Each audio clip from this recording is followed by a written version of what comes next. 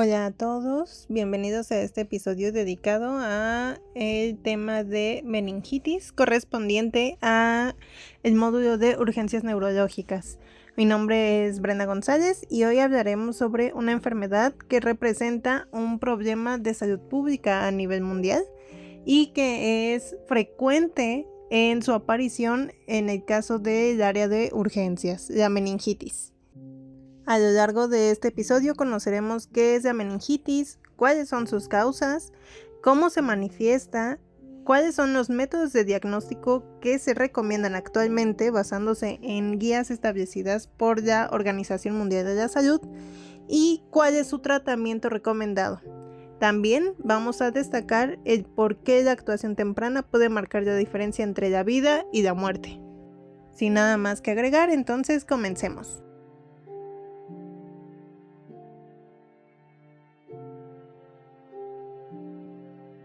Entonces empecemos. Primero, hacernos la pregunta de ¿por qué hablar de meningitis?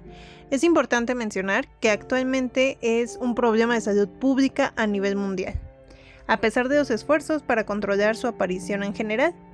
Y la mayor carga de morbilidad y mortalidad por meningitis se encuentra en países de bajos ingresos o medianos ingresos, que son conocidos como los países en vías de desarrollo. También hay que destacar que aproximadamente 1 de cada 5 personas afectadas por meningitis bacteriana presenta complicaciones a largo plazo, incluyendo secuelas físicas y neuropsicológicas. Estas secuelas pueden causar discapacidad y tener un impacto profundo en la calidad de vida.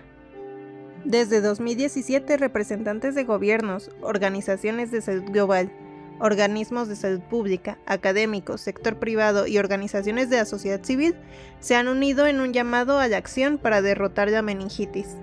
Como resultado de esta unión, la Organización Mundial de la Salud, junto con socios y expertos globales, coordinó el desarrollo de una guía llamada Derrotando la meningitis para 2030, un plan global, con la visión de eliminar la meningitis como un problema de salud pública para este año. Es por eso que en noviembre de 2020, la hoja de ruta para derrotar la meningitis fue aprobada por la 73ª Asamblea Mundial de la Salud, con la vista puesta en un mundo libre de meningitis. La hoja de ruta planea al menos 3 objetivos visionarios: eliminar las epidemias de meningitis, reducir los casos de esta, prevenible mediante la vacunación en un 50% y las muertes en hasta un 70%. Y reducir la discapacidad y mejorar la calidad de vida después de la meningitis por cualquier causa. Las directrices de la OMS sobre diagnóstico, tratamiento y atención de la meningitis se elaboraron para proporcionar recomendaciones basadas en la evidencia para el manejo clínico de las personas que sufran esta enfermedad, incluyendo la atención aguda y a largo plazo, que es lo que vamos a desarrollar el día de hoy. Planteado nuestro panorama general, entonces vamos a hablar. ¿Qué es la meningitis? La meningitis es un proceso inflamatorio que afecta a las meninges, es decir, las membranas que rodean y protegen a nuestro cerebro y a la médula espinal. Puede ser causada por bacterias, virus, hongos e incluso por enfermedades no infecciosas. Es una enfermedad grave que requiere un diagnóstico oportuno y un tratamiento inmediato ante la sospecha de su presencia. Ahora vamos a mencionar un poco de información sobre su presentación clínica. Los primeros síntomas de la meningitis pueden confundirse con los de una gripe. Los síntomas pueden tardar desde unas horas a unos días en aparecer y se caracteriza por la aparición rápida de fiebre, rigidez de nuca, dolor de cabeza, fotofobia y o alteración del estado mental. Esto puede variar desde la obnubilación sensorial hasta la confusión, el letargo y el coma. Existe una tríada clásica de esta enfermedad que se constituye de fiebre, rigidez de nuca y alteración del estado mental o cefalea. Esto debe de generar una sospecha clínica fuerte de meningitis bacteriana, pero solo se presenta en aproximadamente la mitad de los individuos afectados. Por el contrario, la ausencia de las 4 manifestaciones reduce significativamente la probabilidad de una causa bacteriana. Entonces, en general, existe la posibilidad de que cualquier persona mayor de 2 años pueda presentar los siguientes signos y síntomas: fiebre repentina, rigidez de cuello, dolor de cabeza intenso que parece diferente de lo normal, cefalea acompañada de náuseas o vómitos, confusión o dificultad para concentrarse, convulsiones, somnolencia o dificultad para despertar, fotofobia, que es esta sensibilidad a la luz, falta de apetito o sed, y además de la rigidez de nuca, siempre deben de investigarse los signos clásicos de irritación meningea, incluidos los signos de Brudzinski y Kernig, las cuales son maniobras médicas exploratorias para evaluar esta irritación meningea. El signo de Brudzinski se evalúa con el paciente de decúbito supino, flexionando pasivamente el cuello. Tenemos una respuesta positiva cuando la maniobra causa que el paciente doble las rodillas y la cadera de forma involuntaria. Esto sucede porque al flexionar el cuello se estiran las meninges inflamadas y el cuerpo responde flexionando las piernas para aliviar esa tensión. El signo de Kernig se evalúa con el paciente igual en decúbito supino y nosotros vamos a flexionar la cadera de la pierna a 90 grados y luego intentar extender la rodilla. Tenemos una respuesta positiva cuando hay una fuerte resistencia o dolor agudo que impide extender la articulación de la rodilla. Esto sucede porque al estirar la pierna se tensan las raíces nerviosas inflamadas y las meninges, lo que desencadena dolor y espasmo muscular reflejo. Para complementar esta parte de la sintomatología, también hay que hacer mención de la valoración al paciente lactante o al paciente menor. Esta presentación clínica es variable y es menos característica, ya que la rigidez de nuca y el dolor de cabeza son menos frecuentes o más difíciles de identificar. Entonces, las manifestaciones comunes van a incluir la fiebre, una fontanela abultada, el letargo o irritabilidad, disminución de la alimentación, un llanto anormal, que sea continuo, que sea débil o que sea agudo, y puede llegar a acompañarse de signos de dificultad respiratoria. Entonces, ahora que ya hablamos del cuadro clínico que vamos a presentar en estos usuarios que padezcan esta enfermedad, hay que nosotros preguntarnos, ¿por qué ocurre? La enfermedad comienza cuando un microorganismo logra atravesar las defensas de nuestro organismo y llega al líquido cefalorraquídeo. En la mayoría de los casos, el proceso inflamatorio afecta no solo a las meninges que rodean el cerebro, sino también al parénquima cerebral, los ventrículos y se extiende por toda la médula espinal. Bueno, entonces estamos en que se van a introducir bacterias en el líquido cefalorraquídeo y posteriormente existirá una proliferación de estas dentro de este compartimento. Esto va a provocar inflamación tanto dentro del líquido cefalorraquídeo como en el tejido cerebral adyacente. Por esta multiplicación se va a desencadenar una respuesta inflamatoria sistémica de nuestro huésped y provoca la extravasación de leucocitos al espacio subaracnoideo, un aumento de la impedancia de la salida del líquido cefalorraquídeo y edema cerebral. El aumento de la presión intracraneal que resulta de esto contribuye significativamente a la mortalidad durante la fase aguda y a las complicaciones a largo plazo. Aquí podemos encontrar a la vasculitis, la trombosis venosa cerebral y la isquemia secundaria, porque estas son las posibles complicaciones que pueden surgir de la inflamación sistémica. Después, la estimulación de las células inmunes del parénquima cerebral, en particular de la microglía, mediante sustancias químicas bacterianas proinflamatorias, pueden provocar directamente daños en las neuronas de nuestro cerebro. Es entonces cuando nos encontramos inmersos en un ciclo que está compuesto de varios factores que van a ayudar a que el aporte de oxígeno disminuya y el aumento de la presión intracraneal aumente, contribuyendo así a un mecanismo de lesión neuronal, provocando lesiones neurológicas permanentes e incluso la muerte. Es por esto que la meningitis es considerada una verdadera urgencia médica. Dentro de los agentes etiológicos para la meningitis aguda bacteriana, encontramos que las bacterias más comunes va a ser el Streptococcus pneumoniae, la Neisseria meningitidis y la Haemophilus influenzae. La Listeria monocytogenes es más frecuente en adultos mayores de 50 años y en pacientes inmunocomprometidos y en niños. Algo que podemos destacar de la bacteria de Neisseria meningitidis es que pueden presentar una erupción purpúrica y se transmite por vía respiratoria. Ahora, hablando de la meningitis viral, esta suele asociarse a un mejor pronóstico clínico y a una menor mortalidad en comparación con la bacteriana. Aquí vamos a encontrar a los enterovirus, incluidos los virus Coxsackie, los ecovirus, los enterovirus no poliomelíticos y los parecovirus, siendo la causa más común de meningitis viral. También podemos encontrar al virus del herpes simple, en particular al VHS2, que también es un agente frecuente de meningitis viral y es seguido de otros herpes virus como el virus de la varicela zoster y con menor frecuencia el virus del Epstein-Barr. Y también hay que mencionar al citomegalovirus. Y finalmente puede presentarse también como una manifestación clínica con incidencia variable en una infección primaria de VIH, sarampión, paperas, influenza, COVID-19 y coriomeningitis linfocítica. Ahora, pensemos, yo ya tengo a mi paciente. ¿Cómo es que voy a establecer este diagnóstico? El estudio más importante para confirmar el diagnóstico es la punción lumbar, mediante la cual se obtiene líquido cefalorraquídeo para su análisis.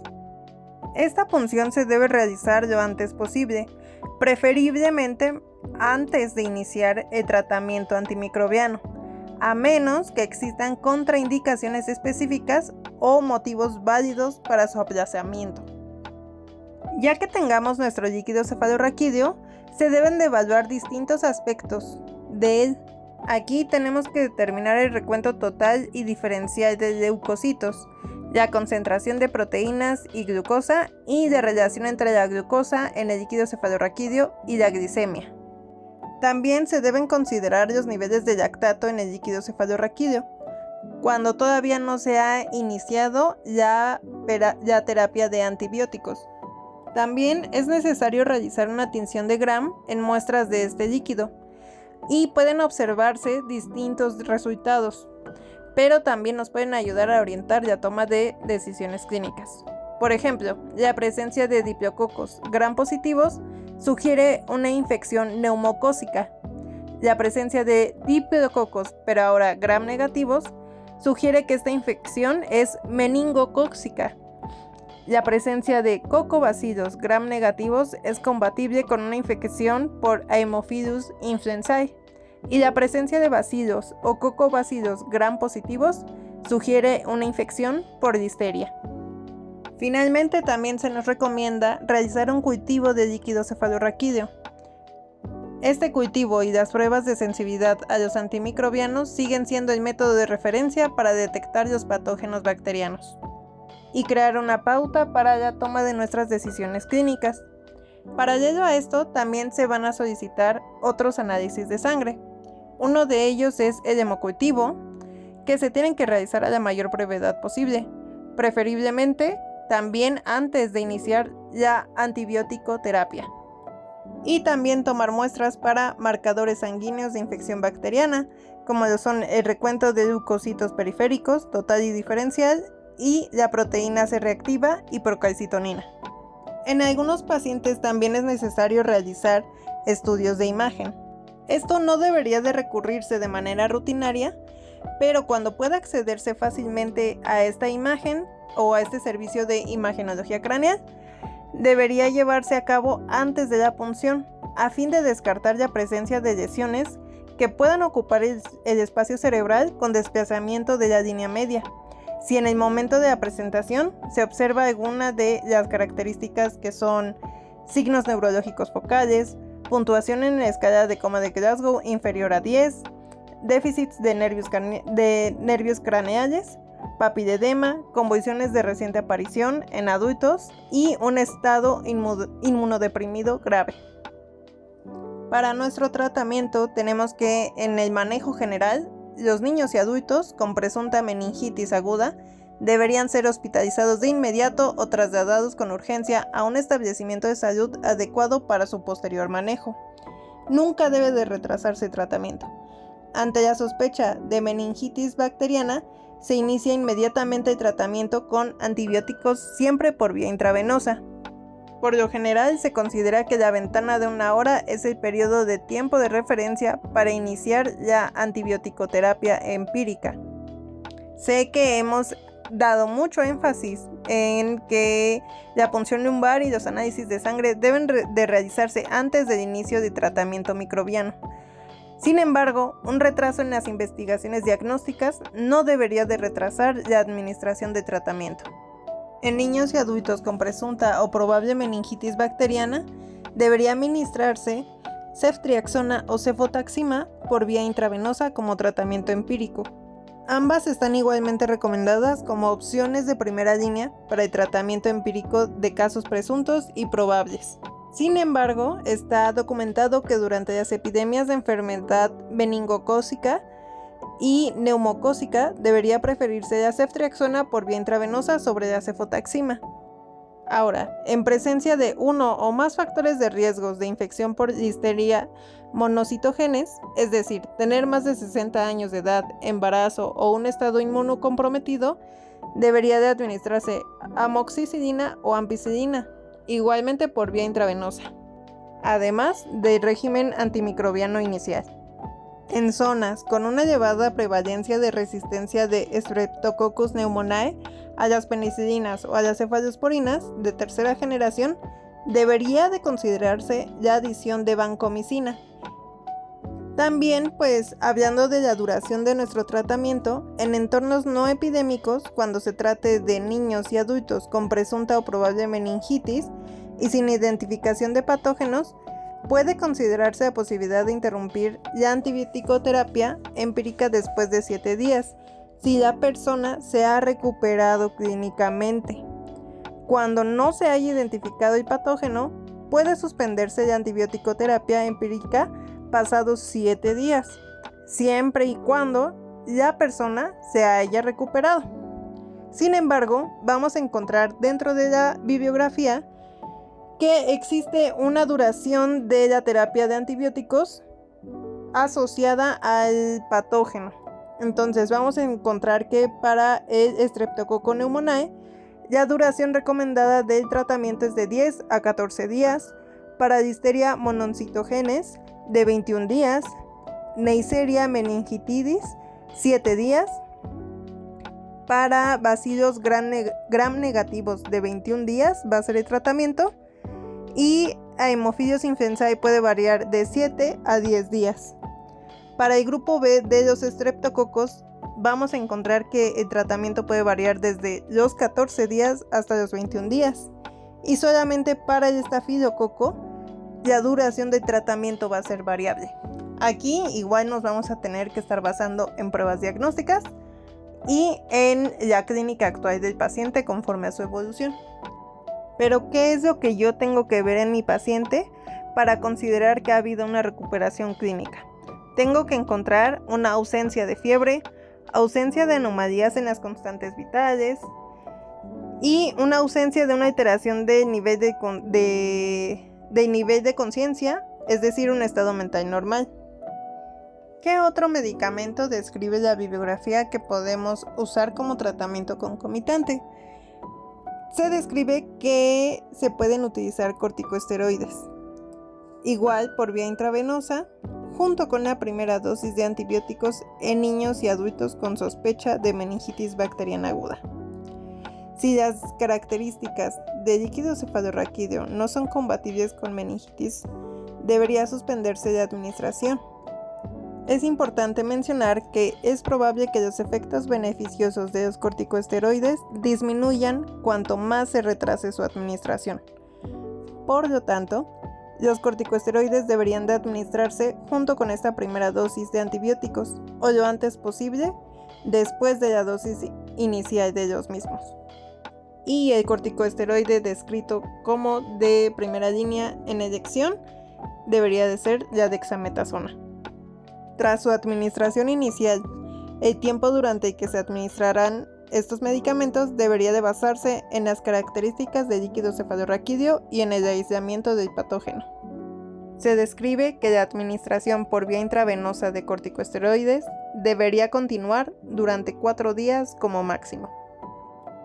Como medidas para el manejo del aumento de la presión intracraneal, se recomienda el uso de agentes osmóticos distintos de glicerol, como el mannitol, el sorbitol y la solución salina hipertónica, como media transitoria para el manejo de la hipertensión intracraneal, inclusive en niños y adultos con meningitis bacteriana y signos de hernia cerebral inminente, por ejemplo, como un cambio rápido en el nivel de conciencia, hipertensión arterial, bradicardia y pérdida de la reacción pupilar. ¿Qué es lo que podríamos llegar a encontrar en un paciente complicado? A pesar del tratamiento, la meningitis puede ocasionar complicaciones graves. Entre las más importantes encontramos la sepsis, el choque séptico, la coagulación intravascular diseminada, la hidrocefalia, el edema cerebral, la herniación cerebral, la pérdida auditiva, alteraciones cognitivas, convulsiones persistentes y discapacidad neurológica permanente. Por ello, después de la alta hospitalaria es indispensable realizar un seguimiento médico y programas de rehabilitación cuando existan estas secuelas. Como parte de la integración del conocimiento que hemos estado adquiriendo el día de hoy, vamos a hablar sobre un caso clínico. Aquí se va a presentar el caso de una paciente. Es una mujer de 15 años, sin antecedentes personales de interés, sin alergias medicamentosas ni hábitos tóxicos. La paciente era independiente para las actividades básicas de la vida diaria y no tenía deterioro cognitivo conocido.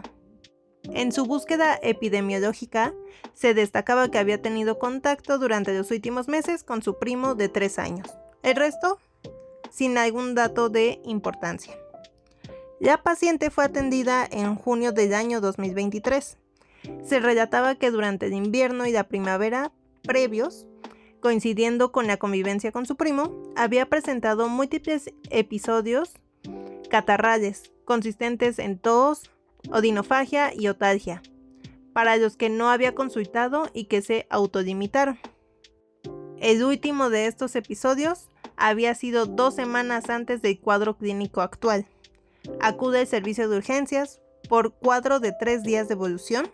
Se acompañaba de cefalea olecraneal intensa, calificada en un 9 de 10, que interfería con el descanso nocturno y asociaba sonofobia y fotofobia.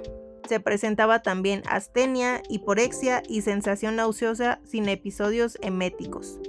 Se negaba otra sintomatología y había recibido 2 días de tratamiento con cefuroxima de 500 miligramos, 2 comprimidos al día, pautado por su médico de familia. A la exploración física se encuentra una presión arterial de 140/75 milímetros de mercurio, una frecuencia cardíaca de 76 latidos por minuto, saturando el 96%, respirando al aire ambiente y una temperatura axilar de 38 grados centígrados. Consciente, orientada en las 3 esferas y colaboradora, aunque postrada y letárgica.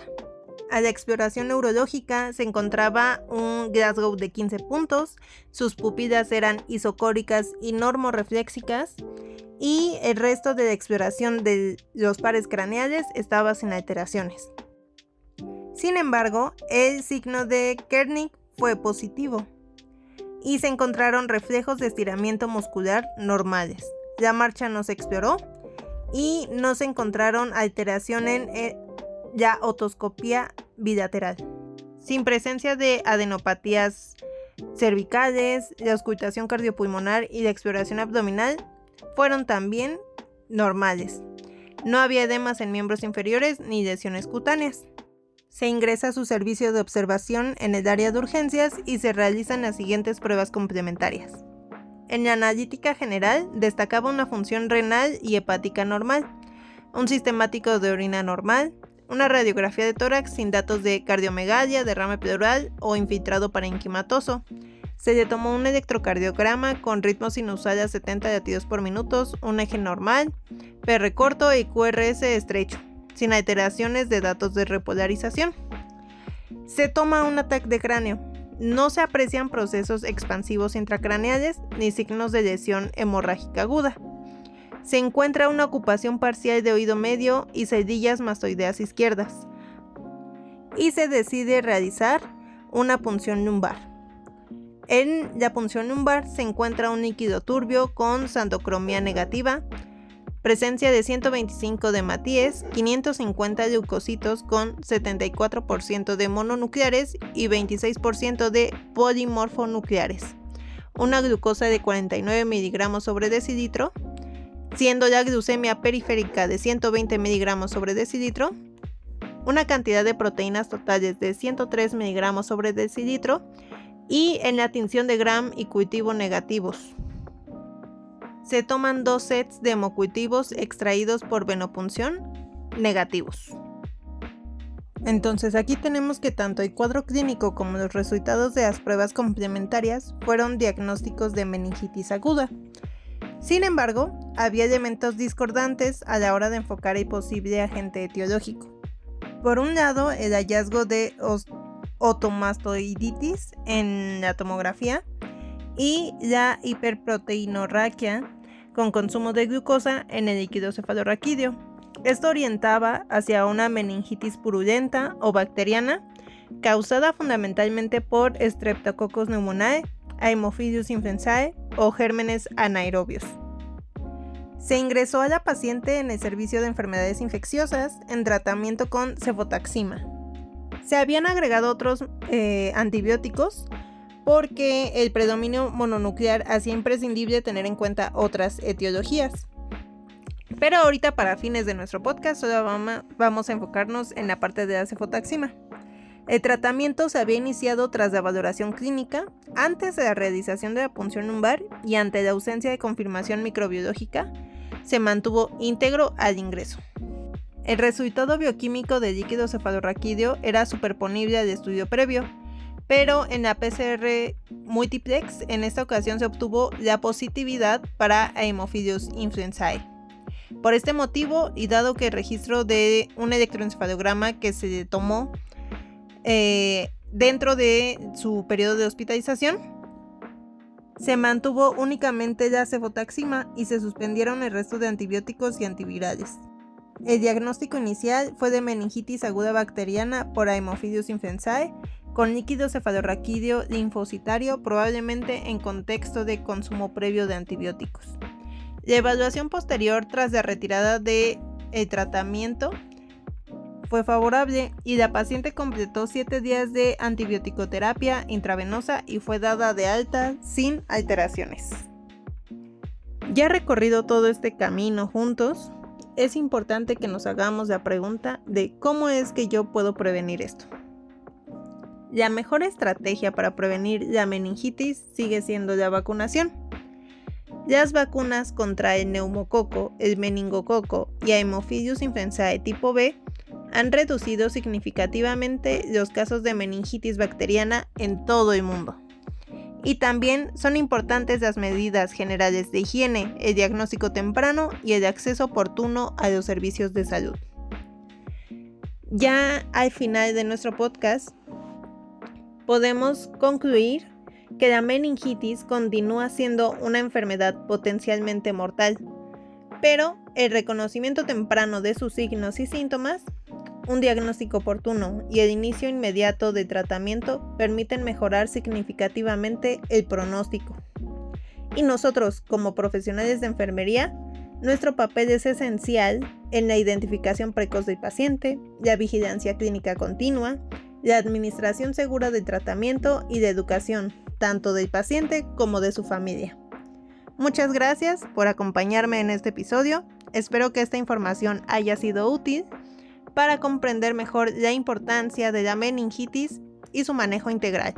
Nos vemos el siguiente episodio y si nos están viendo en nuestro formato de YouTube, al final ya saben que pueden encontrar la bibliografía recomendada y de donde nosotros nos basamos Les recordamos que fueron las guías de la Organización Mundial de la Salud para el diagnóstico, tratamiento y cuidado de la meningitis del año 2025.